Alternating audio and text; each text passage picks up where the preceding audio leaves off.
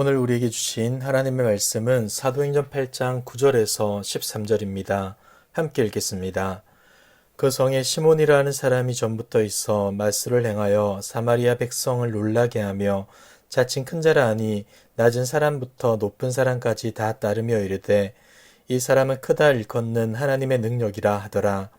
오랫동안 그 말술에 놀랐으므로 그들이 따르더니 빌립이 하나님 나라와 및 예수 그리스도의 이름에 관하여 전도함을 그들이 믿고 남녀가 다 세례를 받으니 시몬도 믿고 세례를 받은 후에 전심으로 빌립을 따라다니며 그 나타나는 표적과 큰 능력을 보고 놀라니라.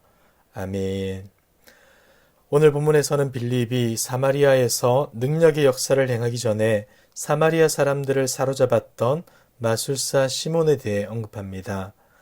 그는 이곳 사람들에게 거의 신적인 존재였습니다.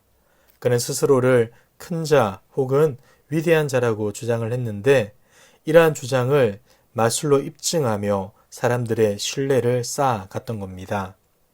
그러자 사람들은 그의 마술에 속아서 시몬을 향하여서 이 사람은 크다 일컫는 하나님의 능력이라 말하며 칭송을 했고 그를 추종했습니다. 낮은 자나 높은 자나 가릴 것이 없이 그를 따랐다는 말입니다. 그런데 이러한 사람들이 갑작스럽게 시몬에게서 돌아서고 맙니다. 빌립이 증거하는 그리스도의 복음을 듣고 말이죠. 이것은 너무나도 놀라운 일입니다. 한 사람에게 쇠뇌당했던 이들이 어떻게 한꺼번에 변할 수 있겠습니까? 인간의 논리와 설득으론 불가능한 일인 것이죠. 하지만 복음의 능력으론 가능했던 겁니다. 오늘 본문은 빌립의 말씀 선포 사역과 사마리아 사람들의 대대적인 개종을 다시금 언급해주고 있습니다. 12절을 보겠습니다. 빌립이 하나님의 나라와 및 예수 그리스도의 이름에 관하여 전도함을 그들이 믿고 남녀가 다 세례를 받으니. 아멘. 앞서 5절에서는 빌립의 전도 사역을 그리스도를 백성에게 전파했다고 표현했습니다. 그런데 오늘의 본문에서는 하나님의 나라와 예수 그리스도의 이름에 관한 복음을 선포했다라는 좀 더 구체적이고 확장된 표현을 사용하고 있습니다.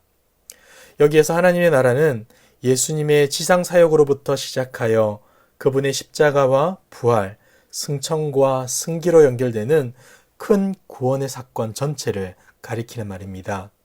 그리고 지금도 하나님의 보좌 우편에 계신 주님께서 예루살렘으로부터 땅끝까지 확장되고 있는 하나님 나라의 왕으로 다스리고 통치하고 계심을 가리키는 표현인 것이죠.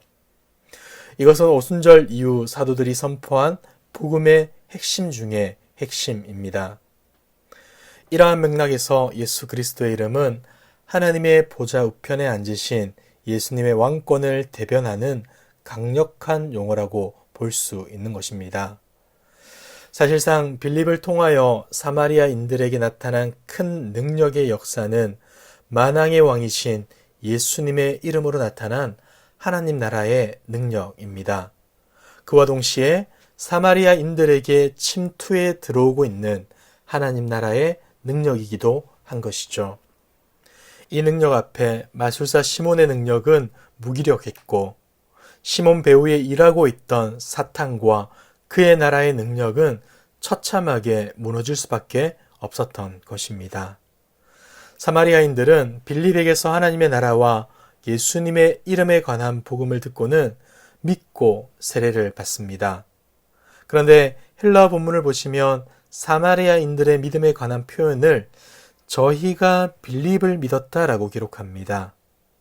물론 이것은 마술사 시몬을 믿었던 사람들이 이제는 새로운 섬김의 대상으로 빌립을 믿게 되었다는 의미가 결코 아닐 겁니다. 왜냐하면 현재 사마리아인들의 초점은 빌립 개인이 아니라 빌립이 증거하는 복음의 메시지에 있기 때문입니다. 여기서 믿음의 대상인 빌립은 그 인격 자신이 아니라 하나님의 나라와 예수 그리스도의 이름을 증거하는 복음의 증거자인 겁니다.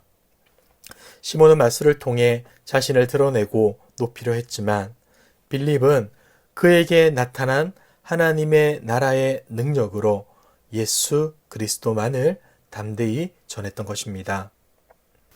사랑하는 성도 여러분, 우리 또한 이러한 삶을 살아야 할 것입니다. 하나님이 우리에게 주신 능력과 재능들, 나를 자랑하고 나를 높이는 도구가 아니라 오직 예수 그리스도와 그분의 십자가만을 자랑하고 높이는 도구로 쓰임받는 것. 이것이 바로 우리의 삶의 가장 중요한 목적이자 의미인 것이죠. 이어지는 13절을 보시면 빌립의 사역을 통해 사마리아인들이 믿고 세례를 받았을 때 마술사 시몬도 세례를 받았다고 기록합니다. 저자는 이 점을 분명히 하기 위하여서 시몬도 친히 믿고 세례를 받았다라고 밝혀주고 있죠. 그런데 13절 마지막 부분을 보시면 믿고 세례를 받은 시몬의 관심이 어디에 있는지를 부분적으로나마 드러내줍니다. 13절을 보겠습니다. 시몬도 믿고 세례를 받은 후에 전심으로 빌립을 따라다니며 그 나타나는 표적과 큰 능력을 보고 놀라니라. 사실 시몬이 지금까지 행했던 것은 기적이 아니었습니다. 단지 사람들의 눈을 속이는 마술에 지나지 않았죠. 그렇지만 빌립을 통해 나타난 것은 마술이 아니라 기적이었습니다. 시몬은 이 사실에 깜짝 놀랐고 이에 빌립을 전심으로 따라다녔던 것입니다. 적어도 이 표현 자체는 자칭 큰 자 시몬이 큰 능력을 행하는 빌립의 제자가 되었다는 강한 인상을 주고 있는 게 사실입니다. 그러나 이것은 어디까지나 인상이지 실상은 아닙니다. 앞에서도 보았지만 사마리아인들의 관심은 빌립이 증거하는 복음의 메시지에 있었습니다. 하지만 시몬의 관심은 빌립이 행하는 표적과 큰 능력에 있음을 본문을 통해 우리는 알 수 있습니다. 그는 외관상 신자로 보였을지는 모르지만 실상은 여전히 사탄의 속박에 잡혀있는 연약한 자였던 것입니다. 사랑하는 성도 여러분, 말씀을 정리할까 합니다. 오늘 우리는 빌립을 통해 변화된 사마리아 사람들의 과거의 모습을 보면서 그들이 하나님을 올바르게 예배하지 못했던 이유와 여전히 복음을 따라 살지 못한 한 사람이 있음을 보게 되었습니다. 여러분들 생각에 그들이 하나님을 제대로 예배하지 못했던 이유가 무엇이라고 생각하십니까? 마술사 시몬의 존재 때문입니까? 아니면 사마리아라고 하는 지리적 한계 때문입니까? 어쩌면 이러한 요소들이 일정 부분의 이유가 될 수는 있습니다. 하지만 그렇다고 해서 이것이 결정적이고 가장 큰 이유는 될 수 없는 것입니다. 왜냐하면 그들이 이렇게 될 수밖에 없었던 이유는 하나님의 나라와 예수 그리스도의 복음을 듣지 못하거나 그 말씀에 집중하지 않고 눈에 보이는 표적과 능력에만 집중했기 때문입니다. 눈에 보이는 것들에 매료되어 정작 하나님의 참된 사귐을 누리지 못했던 것이 결정적인 이유였던 것이죠. 그렇다면 여러분, 우리는 어떠합니까? 어쩌면 우리도 동일한 위험에 빠질 수 있다는 사실을 결코 간과하지 말아야 합니다. 하나님과의 친밀한 교제를 누리지 못하고 하나님 나라의 백성답게 사는 것보다 눈에 보이는 세상의 성공과 다른 이들의 평판에 마음을 두고 있다면 우리 또한 자신도 모르는 사이에 시몬을 추종하는 사마리아 사람이 되고 말 것입니다. 사랑하는 성도 여러분, 우리의 관심이 하나님의 나라에 예수님의 거룩한 이름에 있기를 소망합니다. 그리하여 마술과 기적과 성공과 눈에 보이는 것에 놀라는 자들이 아니라 주님이 베풀어 주신 구원의 은혜에 놀라며 감사할 수 있는 저와 여러분들이 되길 주님의 이름으로 축복합니다. 기도하겠습니다. 사랑과 은혜가 풍성하신 하나님 아버지, 우리로 하여금 진리의 복음을 믿게 하시고 존귀한 주님의 자녀로 삼아주심에 감사드립니다. 날마다 구원의 은혜에 감사하는 삶 살게 하시고 우리의 마음과 시선을 하나님의 나라와 예수 그리스도의 거룩한 이름 위에 두게 하옵소서. 우리 모두가 복음의 증인된 삶 살기를 원합니다.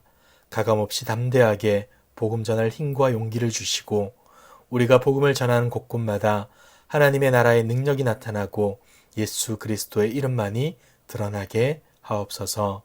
오늘도 주님의 향기 나는 삶 되기를 소망하오며 이 모든 말씀 예수님의 이름으로 기도드리옵나이다. 아멘. 이 시간 기도하실 때 주신 말씀을 붙잡고 기도하시고 주간 기도 제목을 따라서 환우들과 섬김 사역을 위해 기도하겠습니다.